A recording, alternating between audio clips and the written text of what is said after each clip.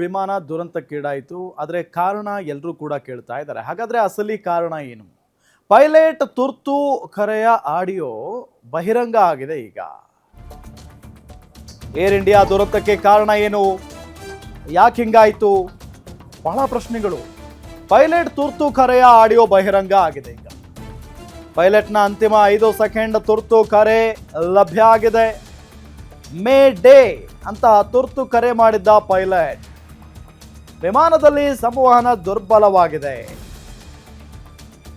ವಿಮಾನದಲ್ಲಿ ಏನೋ ದೋಷ ಕಂಡು ಬಂದಿದೆ.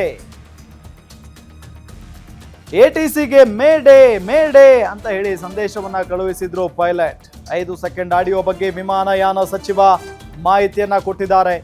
ಬ್ಲಾಕ್ ಬಾಕ್ಸ್ ಡಿಕೋಡಿಂಗ್ ಮಾಡಲಾಗ್ತಾ ಇದೆ. ಇನ್ನು ಕೂಡ ಏರ್ ಇಂಡಿಯಾ ದುರಂತಕ್ಕೆ ಕಾರಣ ಏನು? ಪೈಲಟ್ ತುರ್ತು ಕರೆಯ ಆಡಿಯೋ ಒಂದು ಬಹಿರಂಗ ಆಗಿರೋದು. ಪೈಲಟ್ನ ಅಂತಿಮ 5 ಸೆಕೆಂಡ್ ತುರ್ತು ಕರೆ ಲಭ್ಯ ಆಗಿದೆ. ಮೇ ಡೇ ಅಂತ ಹೇಳಿ ತುರ್ತು ಕರೆ ಮಾಡಿದ್ದ ಪೈಲಟ್. ವಿಮಾನದಲ್ಲಿ ಸಂವಹನ ದುರ್ಬಲವಾಗಿದೆ. ವಿಮಾನದಲ್ಲಿ ಏನೋ ದೋಷ ಕಂಡು ಬಂದಿದೆ ಅಂತ ಹೇಳಿ ಆ ಪೈಲಟ್ ಹೇಳ್ತಾರೆ. ಎಟಿಸಿಗೆ ಮೇ ಡೇ ಸಂದೇಶವನ್ನ ಕಳುಹಿಸಿದ್ದ ಪೈಲಟ್. 5 ಸೆಕೆಂಡ್ ಆಡಿಯೋ ಬಗ್ಗೆ ವಿಮಾನಯಾನ ಸಚಿವ ಮಾಹಿತಿಯನ್ನ ನೀಡಿರೋದು. ಬ್ಲಾಕ್ ಬಾಕ್ಸ್ ಅನ್ನ ಡಿಕೋಡಿಂಗ್ ಮಾಡಲಾಗ್ತಾ ಇದೆ. ಇನ್ನು ನೋಡಿ, ಬ್ಲಾಕ್ ಬಾಕ್ಸ್ ಈಗಾಗಲೇ 2 ಬ್ಲಾಕ್ ಬಾಕ್ಸ್ಗಳು ಸಿಕ್ಕಿದಾವೆ. ಅದನ್ನ ಡಿಕೋಡ್ ಮಾಡಲಾಗ್ತಾ ಇದೆ. ಆ ಬ್ಲಾಕ್ ಬಾಕ್ಸ್ಗಳು ಓಪನ್ ಆದ ನಂತರ, ಡಿಕೋಡ್ ಆದ ನಂತರ ಒಂದು ಅಸಲಿ ಚಿತ್ರಣ ನಮ್ಮ ಕಣ್ಣ ಮುಂದೆ ಬರುತ್ತೆ. ಬಹಳ ಪ್ರಮುಖವಾಗಿ ವಿಮಾನ ಅಪಘಾತಕ್ಕೂ ಮುನ್ನ ಏನಾಗ್ತಾ ಇತ್ತು, ವಿಮಾನದ ಒಳಗಡೆ ಕಾರ್ಯಚಟುವಟಿಕೆ ಯಾವ ರೀತಿಯಾಗಿ ನಡೀತಾ ಇತ್ತು, ಪೈಲಟ್ ಚಟುವಟಿಕೆ ಯಾವ ರೀತಿಯಾಗಿತ್ತು, ಸೊ ಏನೆಲ್ಲ ಯಾವ ಕ್ಷಣಕ್ಕೆ ಗೊತ್ತಾಯಿತು ಅಲ್ಲಿ ದುರಂತ ಆಗುತ್ತೆ ಅಂತ ಎಲ್ಲವೂ ಗೊತ್ತಾಗ್ತಾ ಹೋಗುತ್ತೆ. Things were a response. Things were a move much faster than as was expected after looking at how the crash has happened at the site. And from the ministry,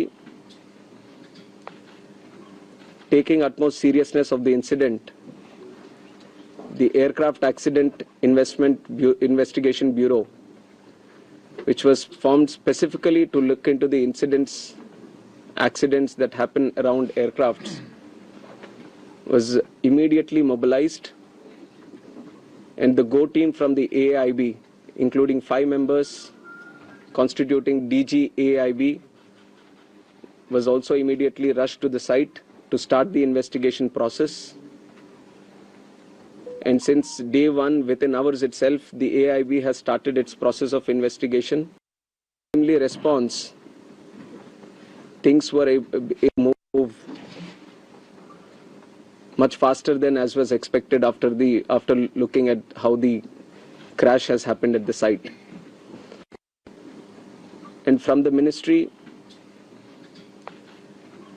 taking utmost seriousness of the incident, the Aircraft Accident Investigation Bureau, which was formed specifically to look into the accidents that happen around aircrafts, was immediately mobilized, and the GO team from the AIB, including 5 members constituting DG AIB, was also immediately rushed to the site to start the investigation process.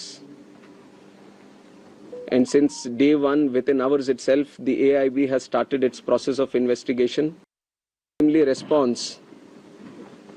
Things were a move much faster than as was expected after looking at how the